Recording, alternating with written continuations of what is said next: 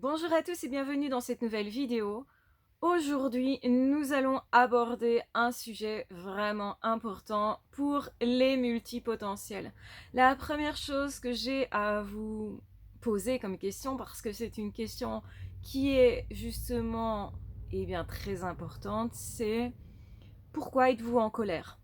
Est-ce que vous êtes en colère contre votre vie, de ne pas avoir réalisé certaines choses? Est-ce que vous êtes en colère contre certaines personnes? Est-ce que vous êtes en colère contre votre passé, votre famille éventuellement, le lieu dans lequel vous avez été, dans lequel vous avez grandi? En colère contre la société. Ce que je veux dire, c'est qu'on a tendance beaucoup à se mettre en colère contre l'extérieur. Et le truc, c'est que oui, parfois, on s'est trouvé dans des situations compliquées, mais le truc surtout, c'est qu'on n'a pas pu être soi, dans le sens on n'a pas réagi, on a laissé faire, on n'a pas agi, on n'a pas décidé. C'est-à-dire que on peut se dire c'est à cause de cette situation, cette personne, ce traumatisme, plein de choses en fait. Et c'est vrai qu'on ne peut pas être responsable de plein de situations. Il y a des choses vraiment compliquées et contre lesquelles on ne pouvait pas vraiment grand-chose quand on était enfant surtout.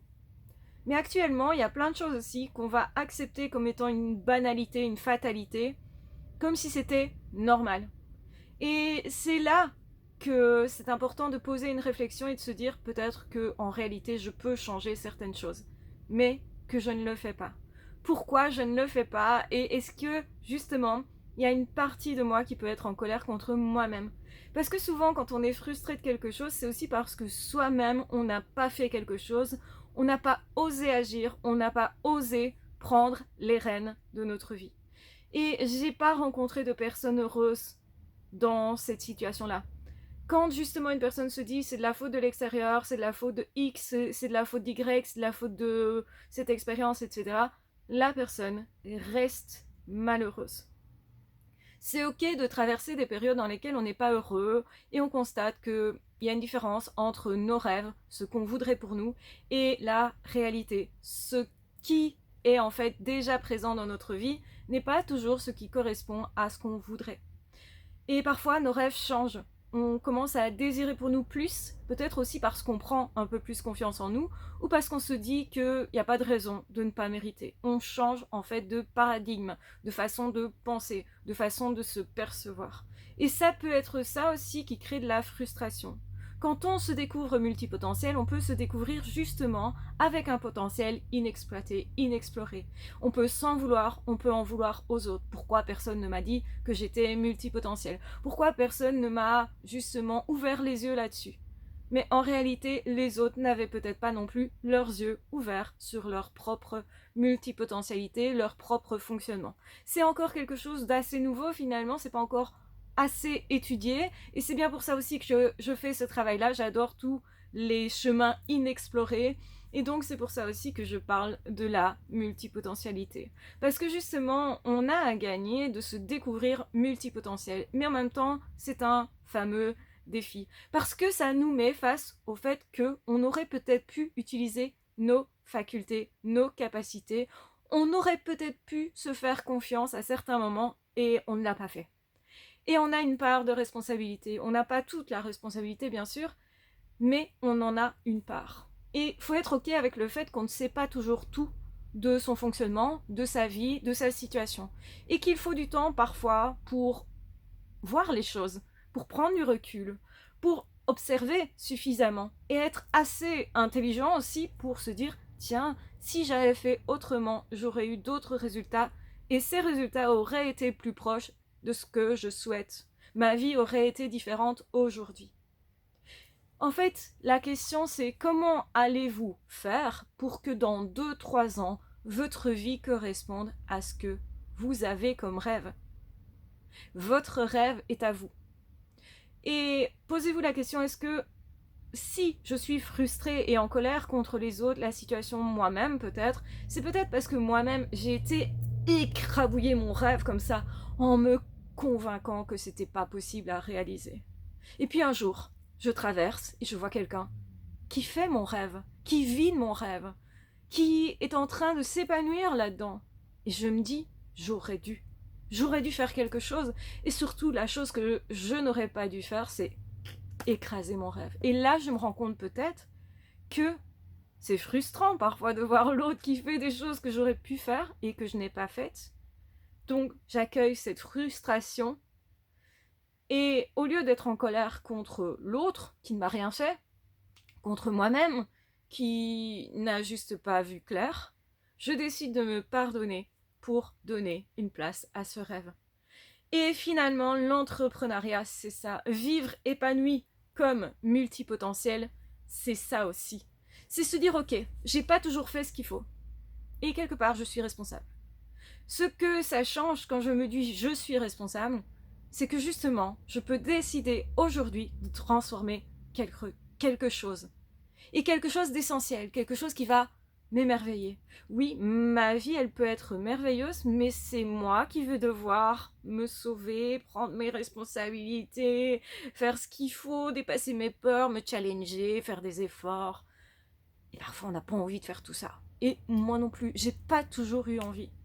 Mais quand j'ai commencé à me dire je suis responsable de ce que j'ai comme résultat aujourd'hui, par rapport aux décisions que j'ai prises dans certaines situations, qui n'étaient pas toujours souhaitées ou souhaitables, c'est quand même moi qui choisis de faire quelque chose de mes peines, de mes douleurs, de mes inconforts et parfois de mes traumatismes, de mes blessures, ou non. J'ai ce choix. Soit je me dis, c'est juste un calvaire et c'est pas de chance et c'est tout, et je peux pester contre le monde entier, jusqu'à me détruire peut-être moi-même, ça peut aller à des extrémités, ou au contraire, je me dis qu'est-ce que je peux faire de ça, comment je transforme, qu'est-ce que ça m'apprend, quelle est la leçon derrière, et surtout, qu'est-ce que je peux changer dans mon comportement pour m'amener plus et plus près de mon rêve, même si mon rêve, il va me guider, c'est pas forcément que je vais atteindre exactement ce que j'ai dans la tête. Mais au moins, je n'écrase pas mes rêves comme si je ne les méritais pas. Je n'écrase pas mon plaisir de vivre. Parce que si j'écrase mes rêves, je m'écrase moi. J'écrase une partie de moi à laquelle je ne laisse aucune place, aucune chance. Et donc c'est essentiel, si on est multipotentiel, parce qu'on est différent, on peut avoir écrasé bien des choses. Et là, je voudrais que vous vous disiez, ok, je vais aller rechercher mes projets pour essayer d'en faire quelque chose. Parce que j'ai vu, en traversant, que cet autre-là, il réalise ce que je voulais pour moi. Et que donc, en voyant ça, je vois une seule chose, que c'était possible. Alors que j'ai passé mon temps à me convaincre que je devais me priver de ce rêve-là. Que je devais me convaincre que ma situation, elle était déjà pas mal comme ça. Que c'était pas trop de souffrance, ou que je pouvais encore supporter. On fait tous ça. C'est une grave erreur que de se dire « je me contente de ce que j'ai ». Quand on est multipotentiel, on voit tellement les possibles qu'on se dit « je ne peux pas me contenter ». Pour l'extérieur, je vais sembler insatisfaite tout le temps, mais c'est pas grave. Ce n'est que leur point de vue. Intérieurement, je sais que je me nourris de mes rêves et que même si j'ai beaucoup de rêves, il n'est pas question que je les écrase. J'ai décidé d'aller plus loin que la plupart des gens. J'ai décidé de mettre en place mes projets, de les mettre en marche. Et je sais que tout sera absolument pas parfait. Je sais que tout ne va pas s'aligner. Je sais que ça va me demander du courage, des nuits blanches, parfois même des pleurs, des cris. Oh de Dieu, ça ne tient pas ce truc. Oui, je suis comme ça, parfois comme tout le monde, et c'est normal. Les choses vont vous résister, et même vous-même, vous allez vous résister. Oh non, aujourd'hui j'ai vraiment pas envie, j'ai trop la flemme, ça fonctionne pas.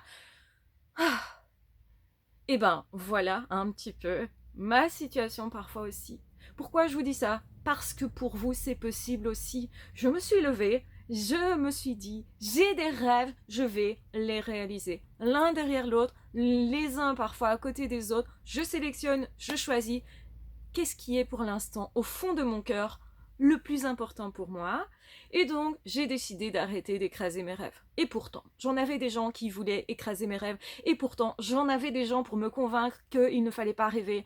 J'en avais des gens pour me dire que j'étais certainement une petite fille trop rêveuse, un petit bisounours, une petite fille qui se prenait pour une petite princesse. Je suis une petite princesse.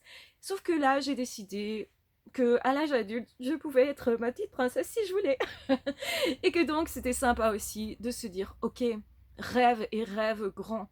Oui, t'as l'air ridicule peut-être certaines fois, mais je préfère sautiller sur les trottoirs, parfois encore, et me faire kiffer moi-même, plutôt que d'être dépressif dans un coin, en état de léthargie, parce que j'aurais étouffé mon âme, mon cœur, mes projets.